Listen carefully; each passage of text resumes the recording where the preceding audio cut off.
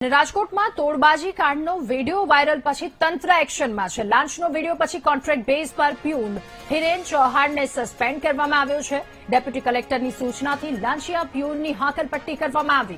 વિડીયોમાં કર્મચારીએ ફિરોઝ નામના કોઈ સાહેબનો ઉલ્લેખ કર્યો હતો, ત્યારે પ્યુન પકડાયો, પણ અસલી ખેલાડીની તપાસ ક્યારે થશે એ સૌથી મોટો સવાલ આ કેસમાં ઉદ્ભવી રહ્યો છે। જૂની કલેક્ટર કચેરીમાં તોડબાજીનો એક વિડીયો પણ વાયરલ થયો હતો।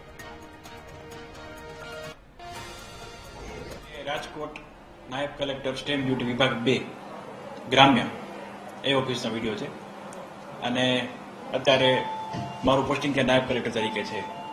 એ વિડીયો ધ્યાનમાં આવતા અમે તાત્કાલિક અસરથી એ પટ્ટાવાળાને જે આઉટસોર્સના કર્મચારી છે એમને રિલીવ કરી અને એમની સેવા લેવાનું તત્કાલ અસરથી બંધ કર્યું છે।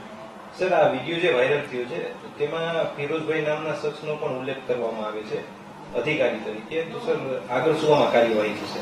એ તપાસનો વિષય છે। એ પ્રમાણે ખાતાકીય રાહે જે તપાસ થશે એ કરીને અમે આગળની કાર્યવાહી કરશું।